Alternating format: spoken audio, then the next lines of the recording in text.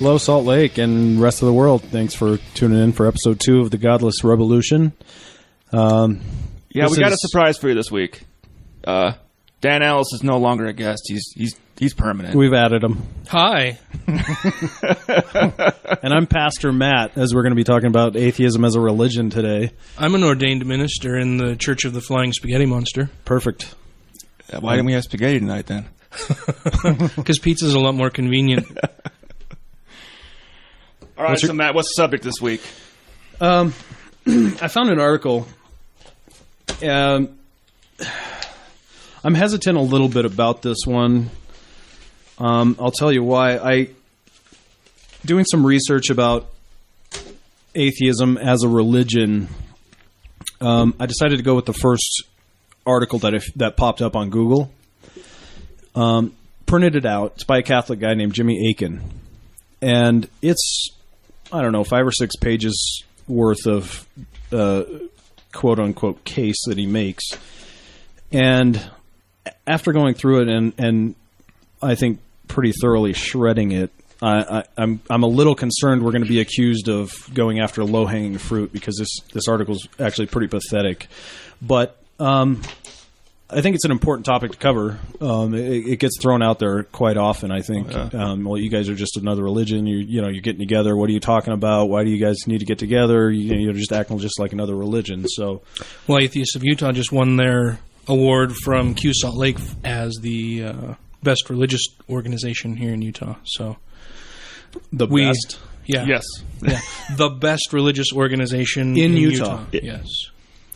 Well, and you have to understand that Q's audience is the LGBT crowd, right? So, their options as far as finding a religion that is great to them as a community is pretty. It's fair and equal and nice and They don't have a whole lot of options, but it's not just members of the LGBT community who read Q. I'm a supporter of that community. Yeah. I read Q. I think Q's a great publication, and I was honored to get the award. I mean, it's awesome in my view to be deemed the best religious organization. A group of godless heathens eclipsing all other religious organizations in the state of Utah as the best group. That kicks ass. Yeah, sure. Yeah, all the other religions in Utah. Yeah, but all other one religion in Utah. We say other as if atheism is a religion, and I would argue that it's not. But we caught some flack from some people who railed and rabble. Atheism isn't a religion, and how dare they say that? And that's stupid, and you're perpetuating a stereotype, and the Christians are going to have a field day with this. And calm down, people. Mm-hmm. It was good. It was a good award. I'm honored that they would choose us for that award. I think that's awesome. Yeah, of course. Last week we kind of did, especially me, a lot of ranting, and I'm not sure how the flow really was. I mean, so I debated a little bit about this article, whether I wanted to just go until there was a point of contention and kind of rant about that. And then I'm like, I don't know, that might be a little bit loose format for, and then maybe I'll read the whole thing and then, everybody can face palm their way through it and then we can go back and so I thought we'd do. I think that'd be rough. I don't know if I would be able to make it through a whole thing of that. I think we'll do some bite-sized portions. Hit the highlights. Yeah. And we'll take it a bit at a time. And so I'll just start with page 1 here, and he's a Catholic. I'll reiterate. His name is Jimmy Akin, and he starts by saying, "At first, the claim that atheism is a religion might sound ridiculous. It certainly can be a surprising claim, and it's one that many people, including Western atheists, might initially dismiss out of hand. But there's more to the story here. There is a case to be made that, in a very real sense, atheism is a religion." Any issues thus far? Well, I actually pulled it up so I can have the exact verbiage of the Oxford Dictionary's version of religion. Okay, what's that? Give me just a minute to get to that. Okay. Oh, okay. Oh, does he say his own version of religion? Or his own definition of what religion is? Okay, let me go on here. second paragraph is called A Word About Words. Words mean what people use them to mean. So whether atheism counts as a religion will depend on how you use the term atheism and how you use the term religion. There's no single right or wrong way to use terms. Their boundaries can be drawn differently by different people, and their meanings can change over time. As a result, I'm not going to be claiming in this piece that there's a single right or wrong way to define our terms. In fact, I don't really care about terms, he says. What I'm interested in is the reality. Why write the goddamn article? What the two terms represent. Okay, I think we can start here. That's like saying rape means the same thing as consensual sex. It's just however you use it. It's a term. Depends on how you use the word. Well, I don't understand why you would say that. He doesn't really care about the terms, but he writes an entire article. There's a whole paragraph prefacing his article about what words mean, but he doesn't care about what the words mean. Right. Yeah. Why don't you? I mean, I wrote down the definitions of religion and atheism too, but why don't you go ahead, Ryan? What do you? Well, I just have the Oxford Dictionary, which I think is a good one. Mm-hmm. It's from Oxford, after all. It says religion, the belief in and worship of a superhuman controlling power, especially a personal god or gods. Mm-hmm. That's one I have. Well, and since atheism is the exact opposite of that, right? The rejection or disbelief in God or gods. Yes. Well, and you said he mentioned that he doesn't care what terms are, what words are, that they change meaning or whatever.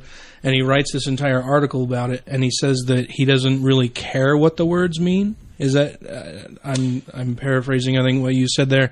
If he doesn't care what they mean, I don't understand why he wrote that. I think probably a more apt thing that he should have said is that he doesn't care what anybody else thinks. This is his opinion.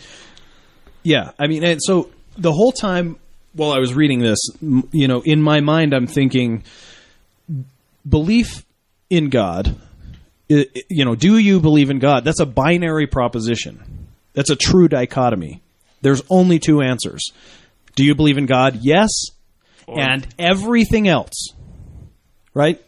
Do you believe in God? Yes, you're a theist. If you say anything else, you're an atheist. If I'm really scared, if I really need something, then maybe I can feign belief. Well, yeah, but then you don't have a true belief, I guess. No, I guess there's true believers and everything else. Yeah, this is where I go. This is where I piss off agnostics, because when we're talking about belief, there's no middle ground on this. This is binary. There isn't a middle ground. Yeah, either you believe or you don't, or everything else. Right.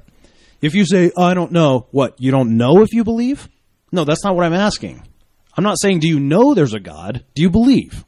Oh, I don't know. No, you don't know if you believe. No, so either you do or you don't, right? Well, you're not asking if there is a God. You're asking, correct, what is your belief about the existence of God? So this is what I'm keeping in mind, this binary proposition. And then he goes on to immediately start his apologetics about redefining words, or this really soft position on what words mean, or actually the dictionary is talking about how people use the words and not really what their meaning is, and all this kind of stuff right up front. I mean, this whole article is prefaced with apologetics, where he says it doesn't matter. I don't care what. Yeah, I don't care. I don't care what they. Yeah. So he's already setting up a really soft position to allow for his definition of religion, and which atheism can fit into. So we're like a paragraph in. Yeah, I think basically he's starting it off by saying, this is what I believe, and by the way, I really don't care what your definition of the word is, so I don't believe you. Well, and I think it's silly. I mean, you hear the same thing. You hear atheism, religion, but then you also hear evolution, belief in evolution as a religion, science as a religion. Watching baseball is a religion for some people. That's what they love to do. Yeah.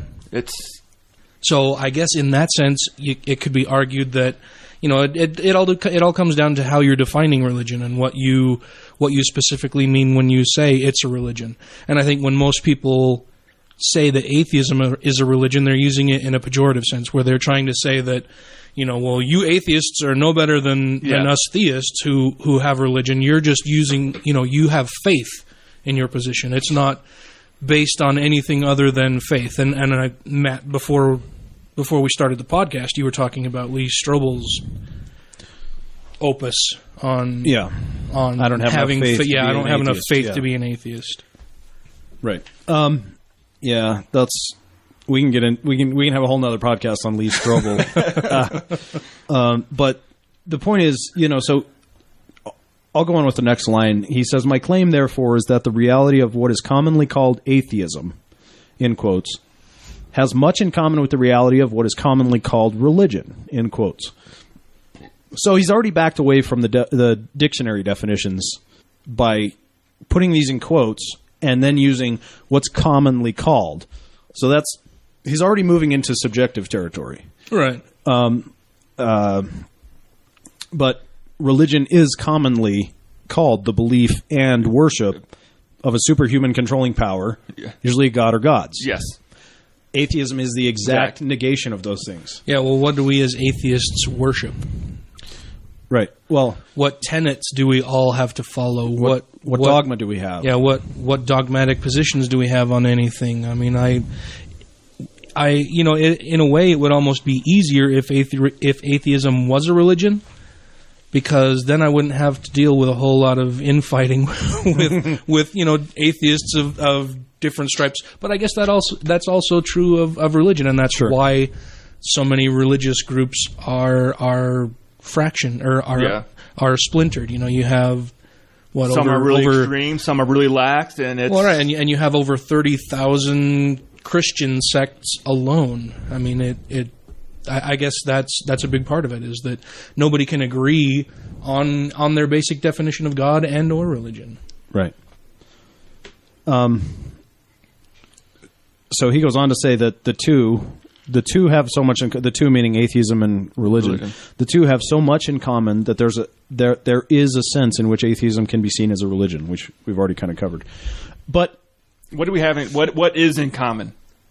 Well, but I think the bigger point is, even if there was a significant number of common things, like for instance, rapists have an awful lot in common with Catholic priests. Right? But not all Catholic. No, not all rapists are Catholic priests. So I mean, but that doesn't necessarily mean that they're exactly the same. It's like all squares are rectangles, but not all rectangles are squares. Exactly. Kind of sure. thing, right? Sure. Yeah. Right. So he's equivocating already. Yeah. So that's why I was worried at the beginning about the low hanging fruit issue, because this guy. I picked the first one that came. I mean, look, it's the first one that came up. I wasn't intentionally trying to grab the easy thing, but it's just. Well, I think his premise when he says all atheism and religion have a lot in common is completely wrong right off the bat. Because unless you're making a bunch of assumptions about what atheism is or what we do, which is we all have our own views on stuff, but I think he's taking the same standpoint of saying. You have to have faith to believe in everything, like evolution, or if you want to, like... Well, he's already spent the first 3 paragraphs making a really soft case for what the definitional positions are on each one of those terms. Well, so, whenever I hear somebody say that atheism or religion, it's kind of like, they've exhausted all of their other arguments. Right. This is the last few sputters of a wild night of partying, right? I mean, this is God is great and God exists. God created everything, and then then we explain evolution to him, and God controls everything, and then we mention that people pray all the time. That intercessory prayer some people believe in, as if that God would alter their plan to alter His plan to help them find their keys every day. Right. All of that kind of stuff. And we can go through, and it's this God of the gaps argument where God fills ever smaller gaps in our knowledge, and they have nothing else to argue except now it's atheism is a religion too, so there. Yeah, so it's suck on that, fucker.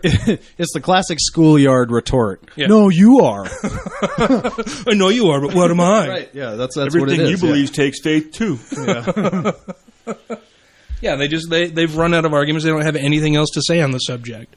Well, you're just as bad as I. Oh, wait, no. I mean, you're just as good. We're the same, but you're wrong. I don't understand what I'm saying here.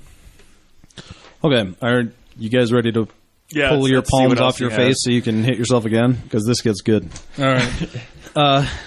At first glance, sorry, let me start that again. A prima facie, or at first glance case for the claim that atheism can be seen as a religion can be found in the answer an atheist might give to the question, "Are you a Christian?" When presented with this question, an atheist may reply, "No, I'm an atheist." On the other hand, if he was instead presented with the question, "Are you a Jew?" he might again reply, "No, I'm an atheist." If he'd been asked, "Are you a Buddhist? Or are you a Muslim? Are you a Hindu?" he might well give the same answer, "No, I'm an atheist." This suggests that being an atheist is analogous to being a Christian, a Jew, a Buddhist, a Muslim, or a Hindu. So he says. It might also mean that it's contrary to being all of those things. I mean, no, I'm not any of those things. I'm an atheist. If That's you the ask answer. a person, "Are you Jewish?" and they go, "No, I'm an atheist," and you go, "Are you Buddhist?" and you go, "No, I'm an atheist," that just means the person doesn't. Yeah, it doesn't know mean what it's you're the same. talking Like about. if you're a banana and they say, "Are you an apple?" No, I'm a banana. Are you a grape? No, I'm a banana. No, are you an orange? No, I mean you're still feel a like- fucking banana. I feel like I'm being an apologist for this guy in a lot of his positions because you brought up, are you a Jew? Are you Jewish or are you an atheist? And I hear all the time from people who, well, I'm a secular Jew. Well, then you're not really Jewish, right? I'm a secular Mormon. Well, then you're not really Mormon. I haven't heard that about Mormons, but I mean with Jews. Oh, here in Utah, you haven't heard that. There's this. I got a guy at work with that talk like that sometimes. But at least for Jews, there's ethnic Jews and cultural Jews, and there's religious Jews and Orthodox Jews and Reformed Jews. I mean, they've had I mean, Mormons have had what 200 years, and Jews have had 2,000. I mean, there's a lot of legitimate, like, people are ethnically Jewish. Well, and I don't Yes. and atheistic. Well, and you probably, it sounds like you haven't seen David Silverman's great talk on this subject. Correct. I believe it was a group of, so-called secular Jews in Arizona where he delivered a speech and said, you can't really say that you're culturally Jewish because then what Jewish culture are you adopting? Are you adopting American Jewish culture or Ethiopian Jewish culture or Russian Jewish culture or Mexican Jewish culture? All of those are different. They all have one thing in common, and that's their religious belief. Right, okay. If you strip away the religious belief, there really isn't any commonality. So you can say, I'm a secular New York Jew, or I'm a secular Russian Jew, but you can't leave it at I'm a secular Jew or I'm an atheist Jew. That doesn't really work because Judaism is spread across the world and is and has several different cultures. It's not a monoculture religion or belief. Fair enough. So and that's the same with any religion. I'll have to. Once again, someone will have to remind me to post these things. But I'll provide a link to David Silverman's talk on this, and it's really good. And previous to watching this, I had the same belief. That there's cultural Jews and there's cultural Catholics, and all of that can be true in one specific sense of people say all the time, well, I'm not Mormon anymore, but I'm culturally Mormon. Well, what does that mean? Are you culturally Mormon in a Filipino sense? In a Samoan sense? In what sense are you culturally Mormon? Because you strip away the religious belief and you're left with the culture that you started with anyway. Yeah. Right. Okay.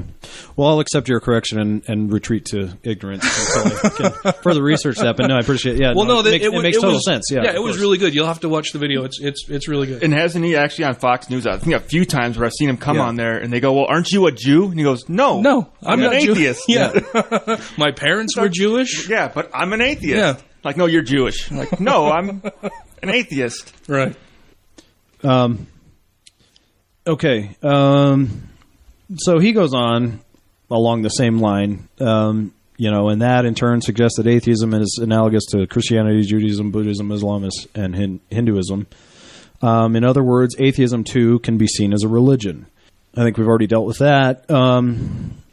So he asks, why? Why is it possible to view atheism as a religion? This doesn't even make sense to me.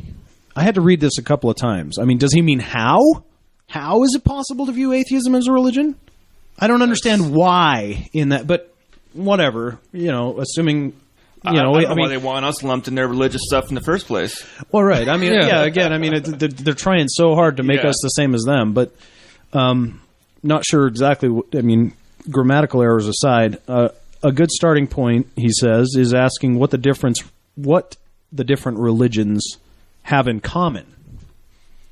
Well, I would say it's supernatural. Yeah, I mean, I'm not sure that I agree that that's a good starting point, but if you do start there, God's supernatural realm, afterlife, things like that, which is all completely devoid in atheism. I mean, I would go right after supernatural. Any god, deity, whatever, I think could become right down to its bare bones, be defined as something supernatural. So I think at the bottom of it, religion. Every religion believes in something supernatural to start with. Yeah, so I would agree with that. Yeah, and he goes on to say that we can't go into all the possible definitions in one blog post. Fine, but I would like to propose what strikes me as common sense, functional definition of religion. And I have an issue with that. Yeah, well, I was going to say a lot of the time when I read something where somebody says, well, there are a ton of things we could get into, but I don't have time for that in this blog post. It means basically, this is my strongest argument for it. Sure, there are others that are easily taken down, so I'm not even going to mention them other than to say that there are a whole lot of other arguments. Right. But then he goes on to say common sense and functional definitions, which he doesn't define. What the fuck is common sense? What does he mean by that? What does he mean? Common. It's a common sense. I mean, but I'm just saying. I mean, if you're going to put together a legitimate, if you're going to preface something, talk about it. It's a syllogistically sounding argument where he's not defining any of his terms.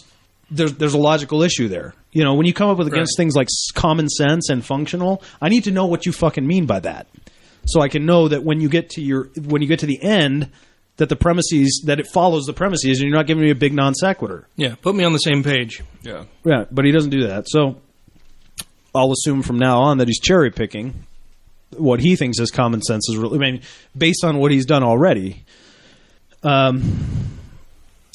Then he goes on to give his sort of straw man definition of atheism. And then he basically boils it down to this, where he says, for purposes of simplicity, we'll treat them as a rejection of the existence of God or the gods. I think that's... Well, he's using the word rejection as if it's something tangible that we've chosen to specifically say, no, this is possible and plausible, but I will reject that. It does have that. Reason. It does ring that way, but I'm fine to accept that. If I were talking to this guy, that's like, here's a pizza, you can choose to accept it or not, and that's fallacious. It's wrong. Yeah, I would prefer to say the concept. Yeah, to reject the concept. Or I wouldn't even say the rejection is just a disbelief or a non-belief in something. It's not. You're not rejecting anything necessarily. You just can't believe as plausible any of the given argument. Fair enough. But I think even granting him that, he still. Where's he going to go from there? I mean, I'd be willing to give him that if I were facing this guy, because pushing a rock uphill, buddy. Yeah, exactly. So. Okay, what religion is, he says, in this piece, I will use the term religion as follows. So now now he's defining for himself what his terms mean to presumably to fit his argument. But something is a religion if it has a position on the divine or the afterlife. So a religion is anything that has a position on the divine or the afterlife. No. So he's excluded dogma, he's excluded worship, he's excluded meetings, all of that stuff. Even with that position, my position of the afterlife is there is none, so you're a religion. But you have a position on it one way or the other. Do you see what I'm saying? Yeah. See, he's redefining these things to fit his argument. Well, right. Yeah, he's repurposing all of these terms does to fit his own narrative. Use this definition of religion? That it's anything that has a position on the divine or the afterlife? No, actually, that's the first I've heard of that one. No, well, and we were talking earlier about relatives of mine who would claim or have claimed to be atheist, but also believe in the afterlife and in ghosts and in psychics and all other kinds of supernatural phenomena. So I would have to say that he's full of shit here. Yeah, I mean, he's just making stuff up as he goes along.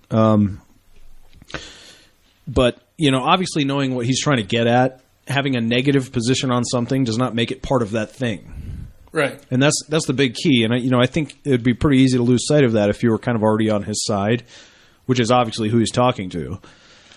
He's not trying to make a persuasive case to any. Right. I mean, this obviously wasn't written to address atheists. This was written as a piece of whatever to speak to his audience. I mean, his audience obviously isn't atheists. Yeah. Or aren't obviously atheists. But he does do us a favor here. He actually does define a few things. So he says, by divine, I mean God or the gods. Fair enough. And by afterlife, I mean the afterlife. What, if anything, happens to us after death? Does that include getting That's his I love tautologies, but I mean, that's his definition of afterlife.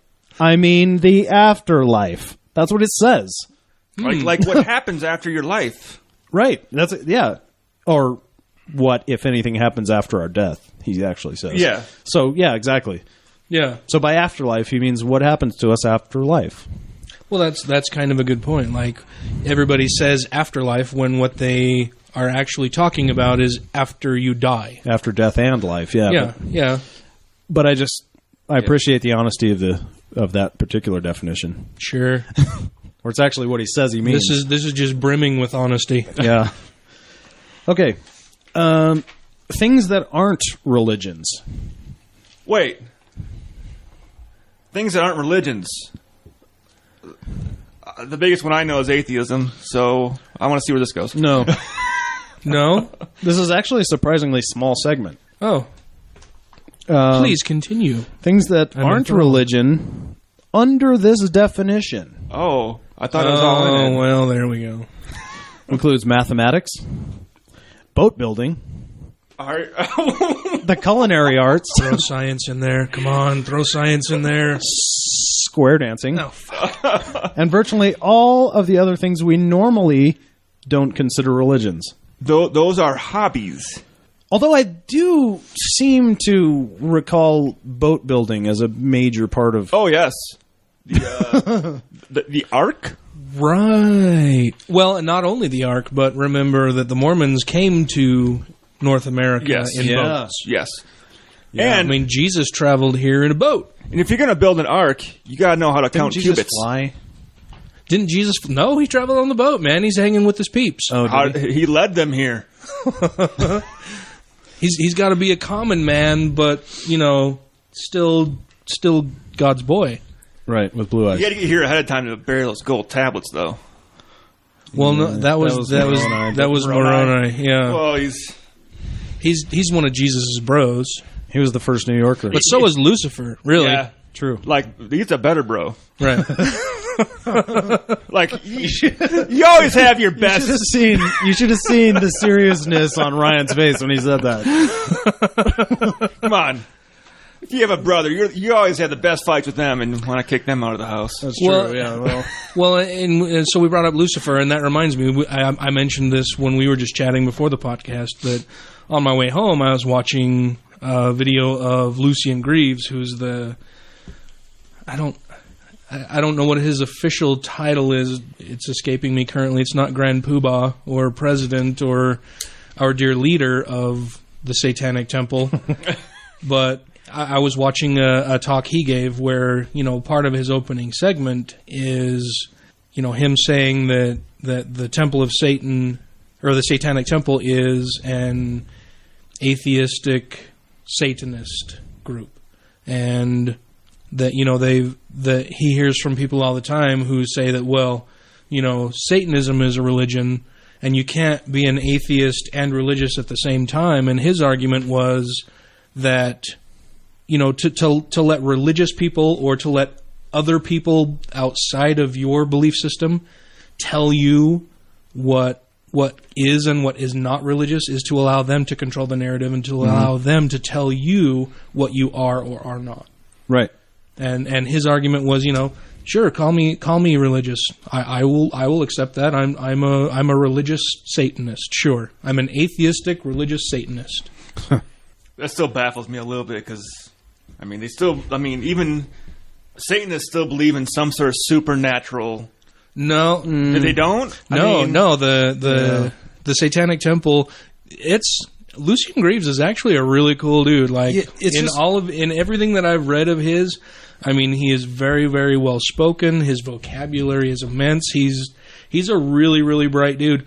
And the other part of the opening of his talk was that a lot of people can look at our organization and say, well, this is obviously a farce. It's a spoof. It's set up, just to mock or make fun of different things. And he said, and there may be a little bit of truth to that, but in reality, they are there to ensure that everybody has a voice. Everybody has full voice and equal partnership in the First Amendment, where you can believe as you choose, and there should be a separation between what you believe as a religion versus what the government does. And that's where he and the rest of the people in the temple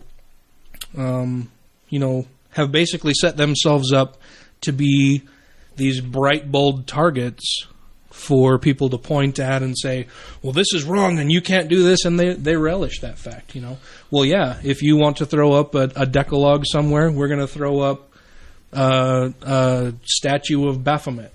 Yeah. And it's kind of my understanding, too, that although they are atheists, they've kind of fallen victim to the way they've chosen to name their organization. In the supernatural. And I think a large part of that is just it's the shock and awe, right? It's them saying, we are choosing to define ourselves, and we're going to take this to a whole other level where you're going to have to deal with this. You can say that, I'm a Christian and my beliefs are true and correct, or I'm a Muslim and my beliefs are true and correct, or I'm a Jew and my beliefs are true and correct, or Hindu, Buddhist, whatever you want to say. And basically all of these, quote unquote religious groups will then say, well, I may not agree with all of your beliefs, but at least we all believe in a God. We all believe in a higher power, in Allah, and in a supreme being. And then the Church of Satan says, okay, well, sure, you can do that, but why is your belief any more valid than ours if we can claim belief in a higher power, whether you think that higher power is evil or not. We would disagree with you on that fact, but you can't say that our beliefs are any less valid than yours just because we choose to take a polar view that is diametrically opposed to yours, where you may believe that Satan is the bad guy. We don't really see it that way. You even hear it a lot with the atheism side of it. I know I've heard people say, well, you probably believe in the devil. You're all Satanist worshipers. Like, no, that's another sect. Yeah, they're themselves. We're ourselves, kind of. So one of the things I love I got from Matt Dillahunty was, how did you decide that God was the good one and Satan was the bad one? What methodology did you use to come to that determination? Well, who was it that said that Satan hasn't written his own book yet? Who was it that said that one? I'm trying to think of it. Well, he's the one that told the truth to Adam and Eve. Yeah. Right, God fucking lied. Well, and in my view, even if you base your views on the Bible, you can look through the Bible and see how many people God is directly or tangentially or indirectly responsible for killing, versus the number of people that Satan is responsible for killing. Right. And, the numbers are hugely overwhelming to one side on God being this mass murdering psycho fuck. Right. And Satan being the one who wants to expose people to knowledge and let them make their own decisions, where God is saying, no, you'll do what I say. Right, yeah, and after killing all those people, God will turn around and say, yeah, see, fuckers? Me! Yeah, so I'm the good guy. See how many people I just fucking killed to save all of you people. So basically, the God of the Bible wants to enslave you, and the devil wants to empower you with knowledge. Right. According to the books, yeah. Well, and in my view, I guess, Satan has just had a shitty PR. Yeah. Satan's had shitty PR reps. He needs some marketers for sure. We, the three of us, have a tendency of kind of doing this. We get together and we just go off. We've actually discussed maybe even just as soon as we get together, just miking up and recording some of our BS sessions. But in a maybe futile attempt to keep us on track. I did want to make one more point, though, about, since we were talking about things that aren't religions like mathematics and boat building and square dancing and all that kind of thing. Atheism is not even that much. It's not even as much as boat building. It's right? Because boat building is a thing. Yes. In order to get to anything else from atheism, you have to add something. Right? So anyone who wants to argue, Stalin was an atheist, Hitler was an atheist, which is dubious, but let's just assume that those two are. So fucking what? What else do you have to add something else to get to the atrocities that they committed? You can't get there. Being an atheist isn't what made them become genocidal fucks and want to kill everybody. Right. Draw me the causal chain from atheism to those things, right? You can't do it. So it's in that sense, it's even less than boat building or any of the other things that he claims are not religions, but yet atheism is. So, he does say, on the other hand, belief in evolution can take on a religious dimension. Again, that's adding something to it. Well, like I said earlier, I think the reason why they want to add saying that evolution is something religious is their way of getting to be, if a school is teaching evolution, they can go, well, hey, that's religion. You say we can't teach our religion in school, so you can't teach your religion in school, so you can't teach evolution. That's where I kind of take the long game, like a chess game. They're trying to work that in there somewhere along the line. They're not that bright. Okay. Right. They're playing checkers? No, that was very uncharitable of me. I'm sorry. I don't mean to infer that all religious people are fucking are dumb. And they're not. They're not. No. I mean, some of the brightest people I know are religious. Yep. And I have a hard time understanding how that is. And we mentioned, we talked about this a little bit before we started too. That I think a lot of the time, people are religious because they haven't taken the time or had the desire to question what they believe. They've been raised their entire life with a set of beliefs, and they just haven't questioned it. And the second that that tiny little bit of creeping doubt comes in, and I likened it to having to their dark fabric of life.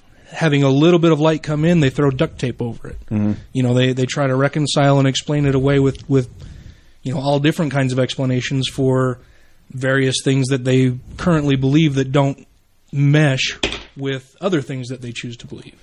And that's it. And it's that their belief is a choice. Yeah. You don't choose to become an atheist. You Correct. Choose to be religious. You choose to follow beliefs. You choose to have faith in these things.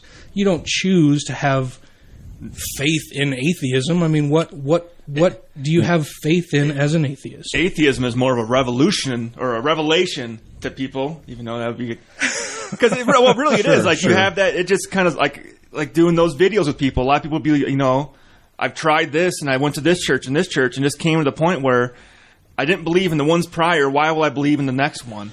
I just don't believe. Yeah, and it kind of comes to them that... Right. Well, and for those who don't know, Ryan has been doing all kinds of interviews for Atheists of Utah and has been posting them out on our YouTube channel.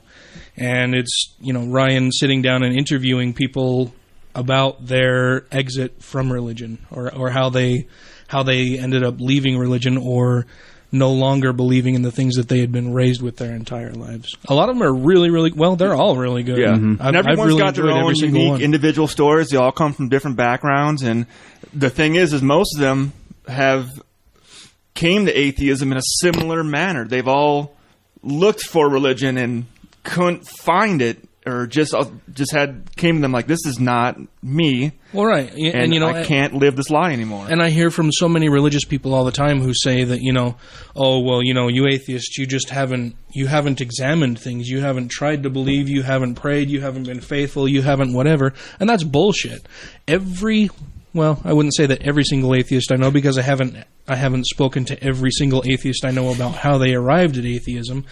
But for every atheist I know who I have spoken with about it, they have all said that atheism wasn't something that they desired. It wasn't something that they sought out or were seeking. They were seeking the truth. They were seeking to reconcile the things that they had been taught their entire life with the natural world that they see around them, and they don't mesh. They don't match up, and they arrive at atheism through exploring their doubt and exploring the things that they believe that don't ring true with them anymore. Yeah, and I think that's kind of the overarching sort of theme to everything we've been talking about in the last little while is even when it comes down to the frustration that atheists sometimes feel about theists, in terms of intelligence and all that stuff comes up because atheists generally, at least, like the ones we're talking about, they don't believe in spite of their wishes.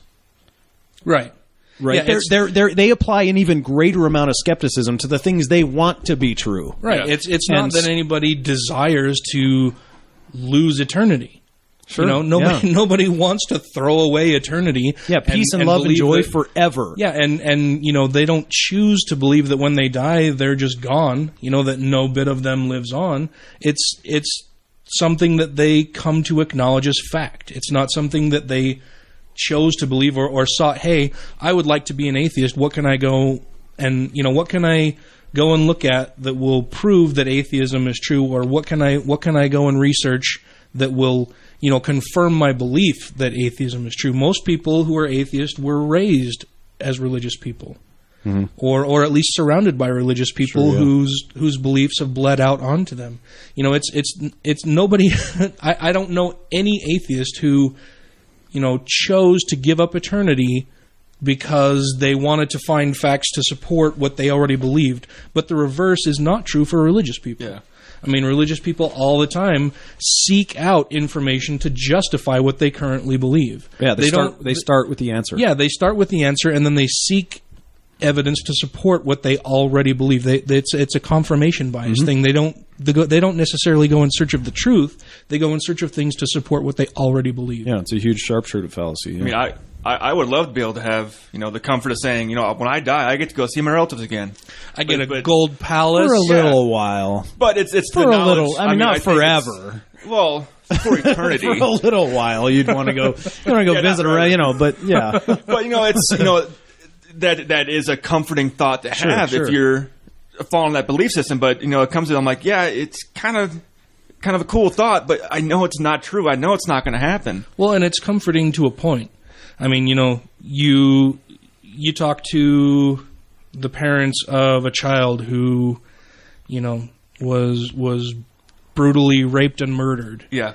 Who choose to believe in a God, and that this was all part of God's plan, and that they'll be reunited with their lost child in the afterlife.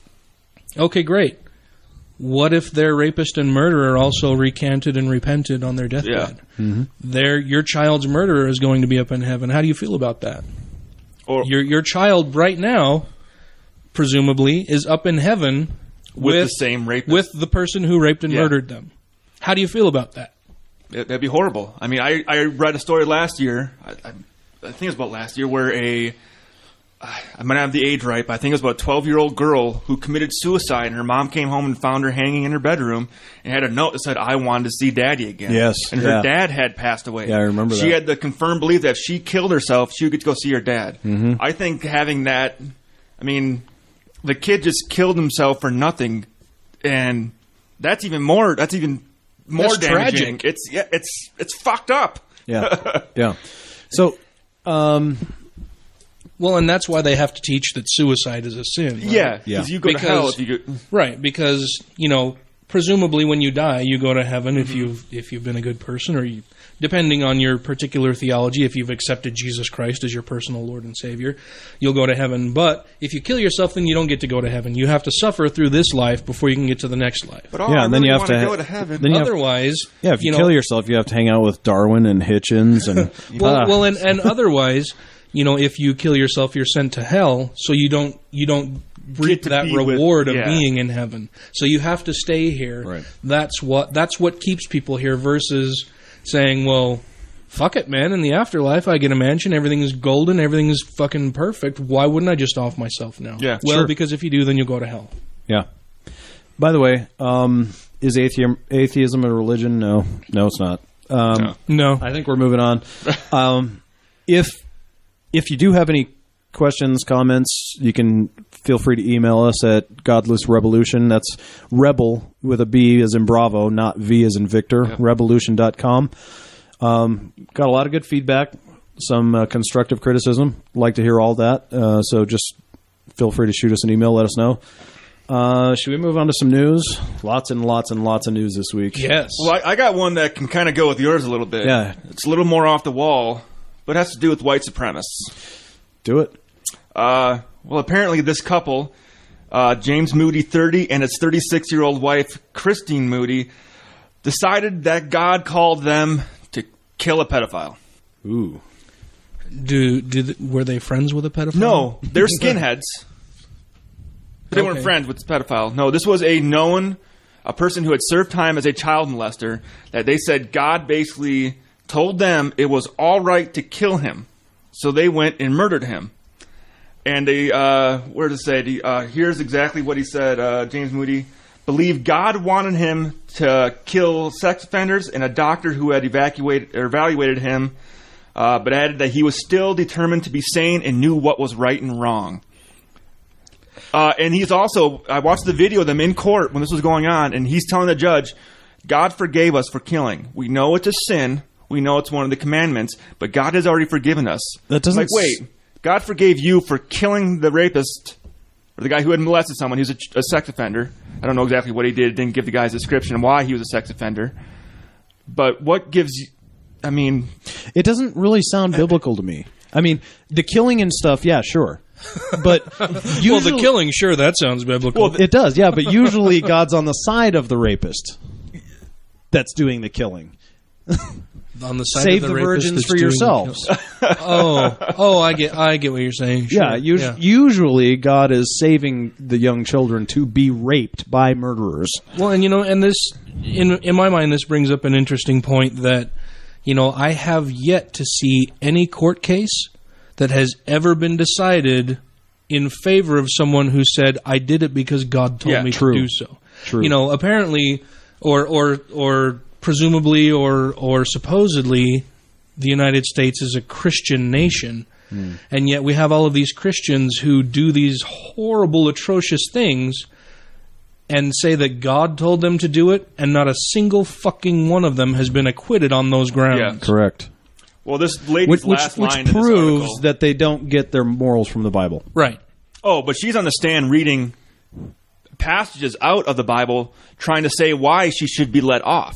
Yeah. Here's my justification for being a shitty human being. Yeah. And she better hope that the members of that jury are of the they got life. 41,000 different Christians. They both got life in prison. But her final words were, I have no regrets. Killing that pedophile was the best day of my life. Yay. Do you know what they did? Do you know how they killed him? It didn't really go into it. This case was, they killed him July 21st. His name was Charles Butch Parker, 51 years old of Greenwich Park. I mean, she says it was the greatest day of her life. In my mind, that to me that sounds like they made a day of it. Let's go find him. We'll torture him for a little while. We'll play some games, burn his toes, cut off his nipples. I don't know what the fuck. I'll be honest, but they made an entire day of this. It was an event for them. Oh yeah, and while they're on I think it's like when you're talking about before, where the rapist gets forgiven by God and goes to prison with him. This is these people saying God said it's all right. I can kill pedophiles. It's fine. I wonder if this pedophile who they murdered was praying to Jesus to save them while they were doing this. Yeah, I'll be honest, man. I don't know this story. I didn't hear about it this week. I wasn't expecting it. Usually, but we're not really surprised by it either. Sure, but I'm usually not. I mean, I'm fairly passionate. I have a hard time taking sides on this one. I don't think... I'm not pro-murder, but I'm certainly not pro-pedophile either. No, but the guy had served his time. Yeah. He was out. He had... But you know how often that works? I mean, the recidivism rate of prisoners, I mean... Well, sure, but... I know what you mean. I know what you mean, but I'm just saying I have a hard time building up the enthusiasm to really pick a side on this one. But it's still, I think, nobody has the right to... No. I'm not, that's what I'm saying. Yeah, I'm not picking a side. I'm just having a hard time being really passionate about one. They're both equally bad crimes. Yeah, I wouldn't say I'm horribly passionate on either side, but in my mind, it's vigilante justice versus faith in our judicial system. And, and I'm surprised, honestly, that we don't hear more stories like this. Because we have, all of these Christians who, as I mentioned earlier, believe that the United States is a Christian nation and, Jesus delivered the Constitution to us. Yeah. Why aren't they out doing more of this kind of thing? Not that I'm trying to encourage it by any means, but...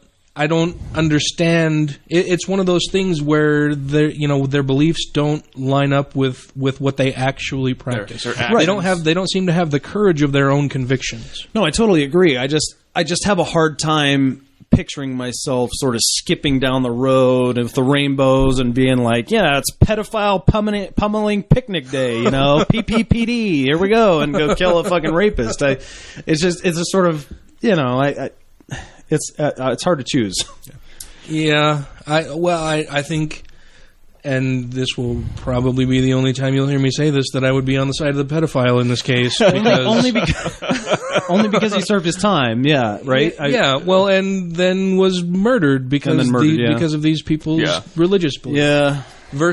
And who's to say that he wasn't the 1% or whatever small the number is of people who don't reoffend when they're released. Who's to say, or who are we or they to say that this person whom they murdered wasn't completely reformed while they spent their time in prison and was trying to be a good person and had donated his life savings to other charities or to victims of pedophilia. All right. Well, thanks, Dan, for picking sides, and thanks, Ryan, for making Dan a little bit bigger dude for picking sides. Next news item.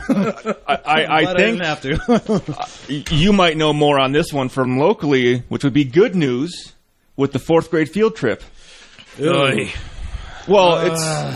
I would say it's good news that the trip was canceled. Well, yeah, it's good news that ultimately the trip was canceled, but it was canceled for all the wrong reasons. Yeah, exactly. All the wrong reasons. Yeah. I don't know if everybody listening, well, obviously not everybody listening will have heard the story about Westvale Elementary seeking to send 4th grade students to the LDS Church History Museum this month as a field trip. Public school students. Yeah, public school students. This wasn't an LDS-run school, but they, for whatever reason, probably just through tradition, being that we live here in Utah, decided that it would be A-OK to send 4th grade students to the LDS Church History Museum. Now, I want to make clear that this is not a history museum that happens to be run by the LDS Church or a history museum that happens to be owned and run by the LDS Church. This is an LDS Church history, small letters, museum. Mormon history. This is a museum. Yeah, this is a museum devoted to the history of the LDS Church. Not Utah history, not U.S. history, but the history of the LDS Church. And they were choosing to send 4th grade students to this place, and thought that would be A-OK and hunky-dory. And I'm sure that the reason they thought that was because the majority of the teachers and faculty and school board are all LDS, which, we run into this problem all over Utah, where because the LDS faith is so predominant here, wherever you go, almost without fail, the majority of the people wherever you go are going to be LDS. Yeah. And the majority of people who are holding positions in just about any organization or company are going to be LDS. And they have this seat of privilege that has gone unchecked for so long that they have no idea sometimes that the things that they are doing are just fucking wrong. Yeah. No. They've lived their entire lives doing the things they're doing unchecked. Yeah. And ultimately the field trip was canceled.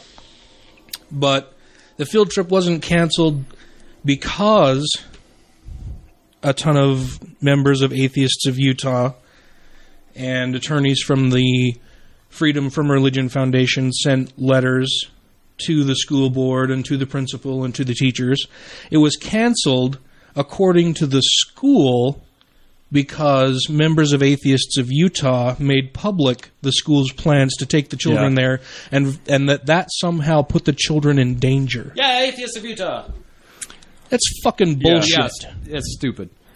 Well, to show how historical this place is, I got the picture right here with the big banner that's in there when you first walk in. And what it says on the side of it, it says, Latter-day Saints, Mormons, make sacred promise with God and with one another to build upon Christ's church and the kingdom of heaven on earth. The foundation of church rests upon such covenants. Striving to live these sacred promises has made the history of the Latter-day Saints both more distinctive and fundamentally religious. It makes me want to rip my fucking beard off my own face. And that's a history lesson museum. No. Do they put Joseph Smith's arrest record on that too? I don't believe that. I don't believe so. No, nobody knows that history. Yeah, in the picture, I don't know. I know you guys probably seen this.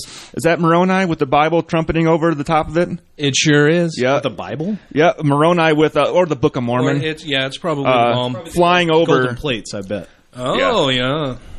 Well, who knows? Because Moroni took him back to heaven. That's why we can't verify. You can only see him with some stones in a hat. Okay. But this whole thing, so this has been going on for a couple of weeks now, right? Where one of Atheists of Utah's members, who has a child at this elementary school, that's Westvale Elementary in the Jordan School District here in Utah.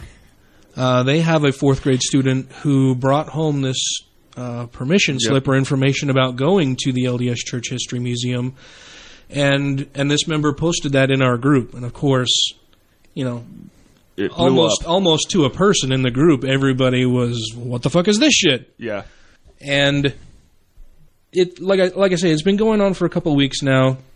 People have been calling, writing letters to the teachers, the principal, the school board, and last night, and also, of course, the Freedom from Religion Foundation had sent letters to the school board and the principal.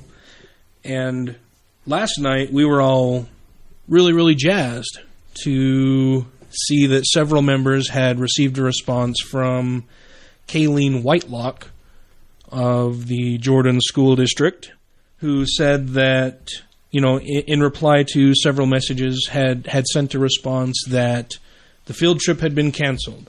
No, not to worry for anybody else anymore. The field trip has been canceled. And in my mind, when I saw that, I thought, awesome. Here's a person who has realized that this field trip was planned in error. It was a horrible idea. They've been shown the light of reason. They've made a decision. And in my mind, I thought, okay, this email went out in the evening hours last night. They probably had this emergency board meeting where there were arguments on either side. It was this heated battle, and ultimately truth won out, and these students won't be forced to go to this religious proselytizing institute. And then there's this email sent out assuaging all of our concerns to let us know that, no, we won't be subjecting fourth grade students to this bullshit. We understand that this was a mistake. It won't happen again. This is all what happened in my mind. And then later today, I find out that no, that's not at all what happened. It wasn't that they realized that they'd made a shitty decision to plan this fucking field trip in the first place. Yeah. It was that they were turning the blame on members of Atheists of Utah and saying that we're not sending our students there because now it's a safety concern because you assholes have published information about our plans to take students there, and that puts them at risk. That's fucking bullshit. Oh, yeah. I can't tell you. In my mind, that was almost worse than the shitty fucking idea to send them to the museum in the first place. Mm-hmm. To make these plans to send them there, and then to be inundated with requests and phone calls and emails from people saying, I hope you'll reconsider. This is an awful idea. Hopefully you can see that this is a religious institution. It's not a place of learning. It's a place of indoctrination and proselytization. Hopefully you can see that this was a really bad idea. And then to see that, yes, they've canceled it, and then to see that, no, it wasn't because that they had come to their senses at all. It was that they were now blaming us for putting their children in danger. I can't tell you how angry that made me. So instead of violating the First Amendment of the Constitution and illegally taking them to a proselytizing mission for the Mormon Church, they've pulled their students from them and now made them fear the evil atheists because martyrdom. Yeah. Right, yeah, the martyr, and I think all religious people have the martyr complex, but I think Mormons have got to be near the top of that list because they come from a history of actually being persecuted, and they came to Utah, which was a completely unpopulated area. Well, there was Well, and I would use the word persecution in relation to the LDS faith fairly loosely. Okay, but I mean they were pushed around and moved out of places because of they were kicked out of places. Yeah, dubious activities that they were committing and stuff like that. Yeah, I mean a lot of the time it wasn't because here's a group of great people who are doing awesome things. It was here's a group of people who are doing shitty things, who were fucking you over and then getting exactly. They were getting caught on it and having to move. Right, exactly. But that forced them to sort of band together into this core group of people who moved to this they're like gypsies, uninhabited desert area where they became this isolated group of people who did not accept outsiders, did not let people leave. All of this stuff happened, and this culture of I like that you said culter. This culter. I said that because I'm drinking, but sure. Well, I always thought that Zion just moved. Right, from Israel all the way across. Well, I mean, the earth moved and it shifted on its axis, and the Zion just got shifted a little bit. Yeah, Zion's a place in space. Yeah, that the earth moves around too. On earth, isn't it? Yeah, it is. Yeah. Well, for them, sure. Well, I thought it was Illinois. Well, no, Missouri. Jackson County, Missouri. Yeah, but no, I'm just saying though that it created this culture of extreme in-group, out-group mentality that exists even till today. I mean, and I experienced a lot of this moving from the East Coast, from Massachusetts to Utah in junior high school, and it was brutal, dude. Like, that's why I don't have an accent. I mean, I got made fun of like crazy. I had to lose that shit real quick because everybody knew I wasn't from here. Yeah, I got in tons of fights over that. I had to start saying things like milk and pillow. Yeah. All the vowels are totally different. It's like blue well. That's where you get water from, is a blue well. And every day of the week ends with the double E. It's Sunday, Monday, Tuesday, Wednesday. Yeah, Sunday. Yeah. But gotten lots of fights over that. But no, I think there is a real in-group, out-group kind of outlook here, And if you're from neighboring states, but you're really Mormon, that's fine. Unless you're from Colorado. No. Really? I don't think they like Colorado. I mean, if you're from Idaho, That's where all the Wyoming, dopers live now. That's why they don't like Colorado. They're more liberal. Well, but they even accept people from Nevada. Well, because Mormon Church owns half of Nevada at one point, didn't they? Didn't Well, they settled Las Vegas. yeah. Yeah. Really? Yeah. The Mormons settled Las Yeah, Vegas? Mormons settled Absolutely. Las Vegas. Wow, I didn't know that. All that sinning made them Learn rich. something every day. How do you think they built that temple? Tithing. Oh, wait. Was that a serious question? Gambling's bad and I do have a bit of news out of the town I currently live in, which will seem a little esoteric until I get into Which it. town is that? Orem. Or Utah? Here's the question, right? And I'm going to tell you right up front. This is a short article. It's probably as fallacious. I don't mean to interrupt you, but I want everybody to know the sacrifice you personally make last week and this week driving from Orem to Clearfield during rush hour traffic. Yeah, it's not pretty. Yeah. I don't know. I don't think everyone Appreciate knows ya. that's what. What is that? That's not built. That's 120 miles round trip. Yeah. Yeah? Yeah. 120 miles and easily 3 hours, probably. Yeah, 'cause I know I'm- rush hour. Actually, I'm today 40 was from downtown Salt Lake, so Yeah. today was about 45 minutes. No, 45. Yeah, about an hour and 15 to get to his house. Yeah, Yeah. from work. But anyway, this is an article that's about a quarter of the size of the Catholic article on atheism as a religion, but I have probably as many pages of notes because of this ridiculousness.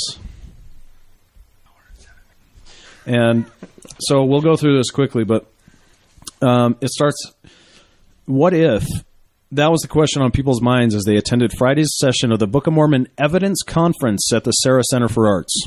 Oh, I think I read part of that article. What is the possibility that Lehi, the patriarch prophet of the Book of Mormon, and his family traveled a little further north than Central or South America and actually landed in North America?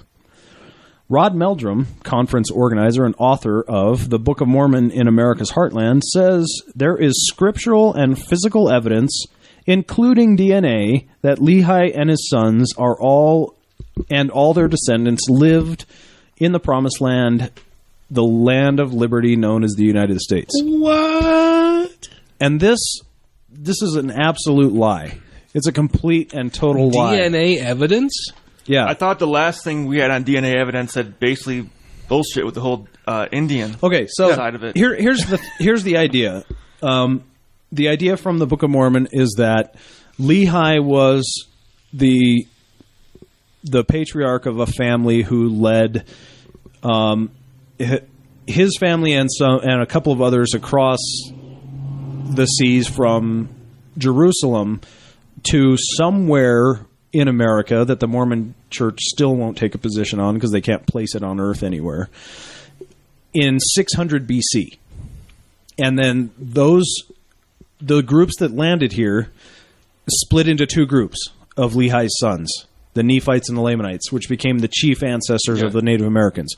However, they have done testing on Native Americans from Alaska to Greenland and all the way south to Chile, and they found that 96.8% or something close to that, 96 point something percent of all their DNA comes from North Asia, Siberia, not Jerusalem. Yeah. And the remaining 3 point something or 4% of DNA that's not Asian only occurs after 1492. And it's 2% white, 2% black. So they don't know where... I'm sorry, but my Mormon history would teach otherwise. It would. The LDS Church History Museum. They're still trying to teach. Yeah.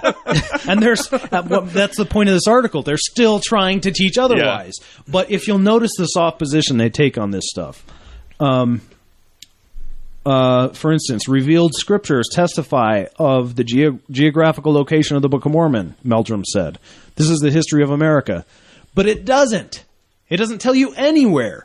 The closest they ever come to nailing down a geographical location in the Book of Mormon is a narrow neck of land.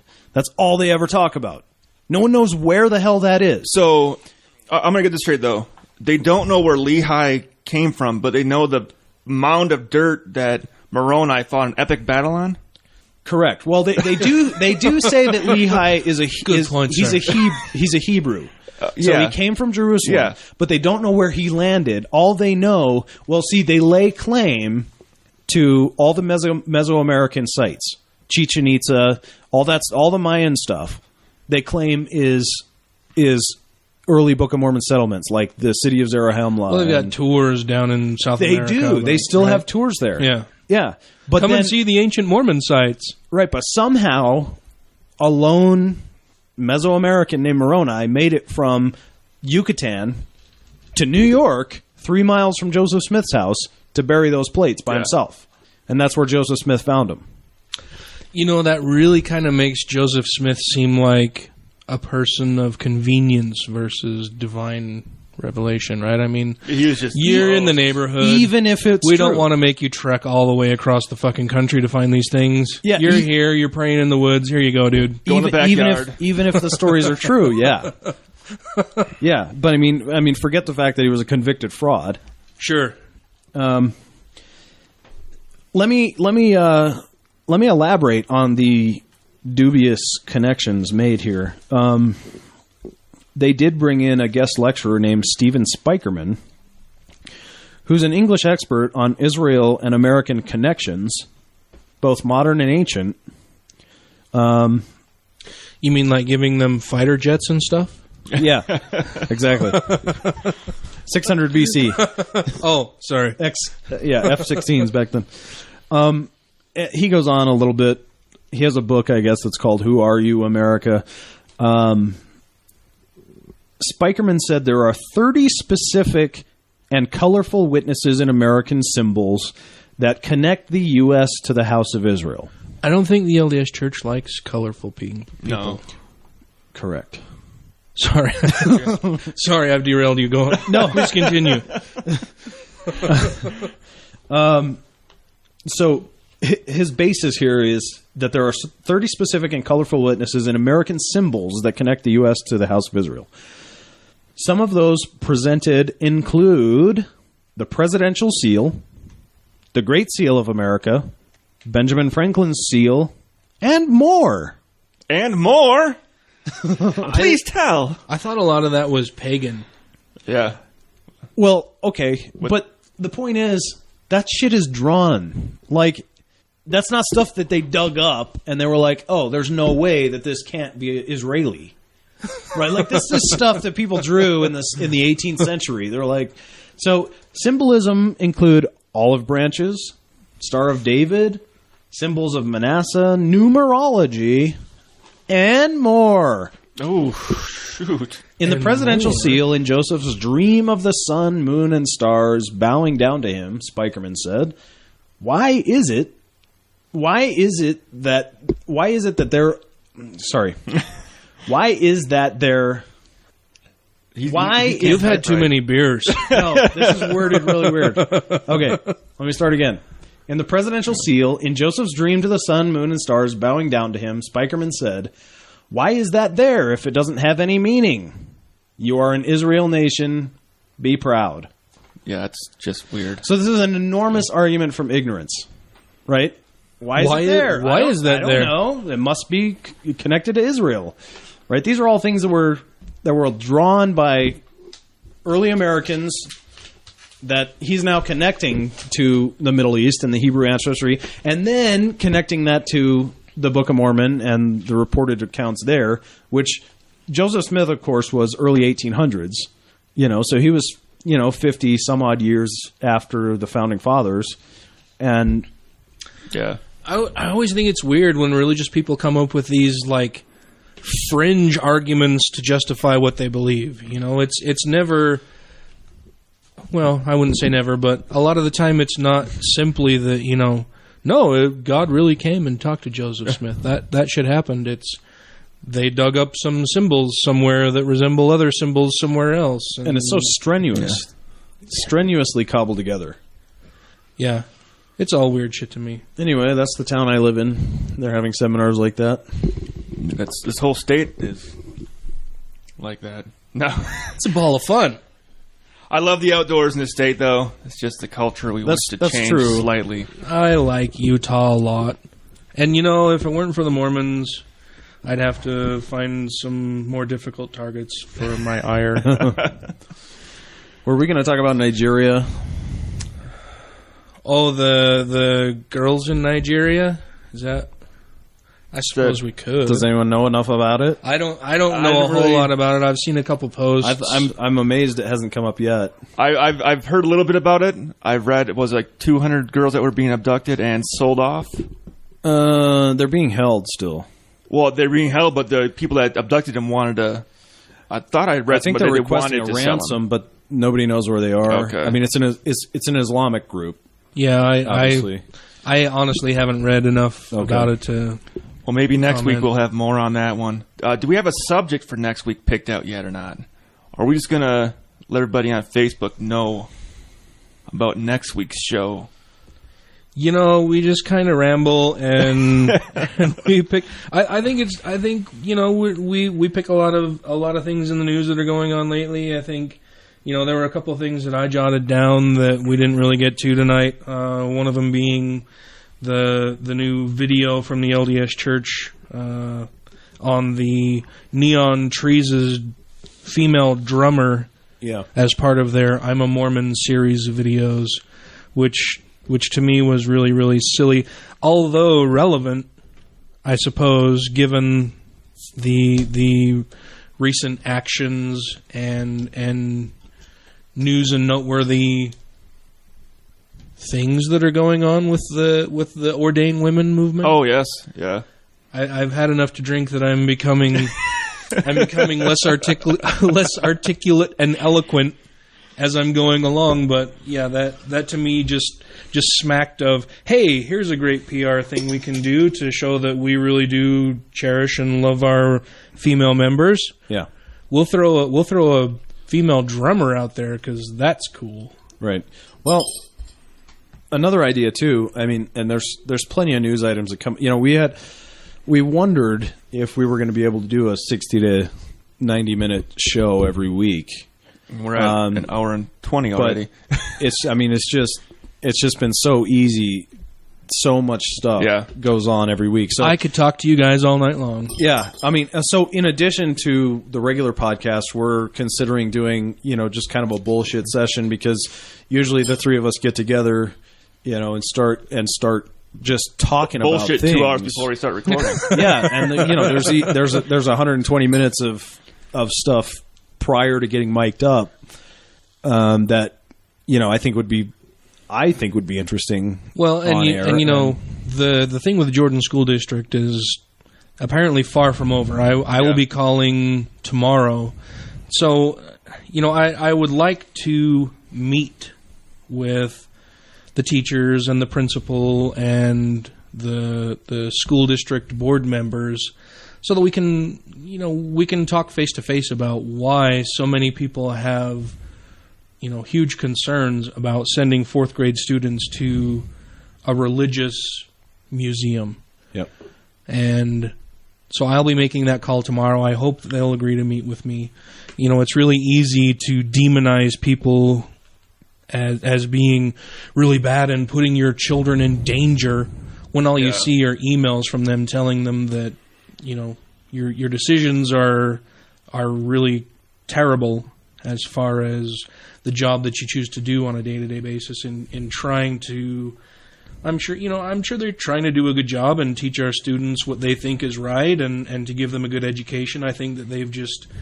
It's a little biased. Yeah, it's just so biased, and they've gone unchecked for so long that they really have no idea how awful an idea this is, and that it's something that shouldn't continue. And so I'm hoping that they'll agree to meet with me, and we can, just have an honest face-to-face conversation about why I and several members of Atheists of Utah think that this was a really bad idea. And there's tons of really good museums in this state that are more relevant. The Natural History Museum here is at Thanksgiving awesome. Point. No, the one up near the University of Utah. Oh yeah, it's a great museum. I don't know if you've had the chance to go through there. Even the Thanksgiving Point one is fucking phenomenal, dude. They're awesome. Yeah, we have a ton of great historic locations around the state that would be, such a better choice and decision than sending 10 and 11-year-old kids to a religious museum. Yep. I mean, when they're talking about stuff that happened in the state, you can drive right out to Golden Spike and Promontory and actually go and see the trains and see the tracks and see the stuff instead of just talking about the book. I'll have to tell you guys off air about some of my stories of nearly being arrested out by. Oh, that might have to be another show entirely. The Golden Spike area, yeah. That was a whole evening of my life that if I could forget it, no, it was good. Yeah. Well, and the other thing is, I know the place where I live is boring to most of you out there in the audience. So if you have an idea, a question, a comment, anything from Salt Lake to Stockholm, what would you like us to talk about? Yeah, what would you like to hear us weigh in on or give you more information about? Go on to Facebook, comment, send us an email. Once again, that's godlessrevolution@gmail.com. Rebel, like rebel with a B, Bravo, not V as in Victor. Revolution. Let us know. We'll be happy to tackle any of those conversations. We'll get right on it. So, and we appreciate everybody that tunes in and listens to us babble for a good hour and a half. And thanks, everybody. This is Pastor Matt. I guess this is Reverend Duffy. And I'm Minister Ellis. Perfect. Thank you, guys. Have a good night. Bye.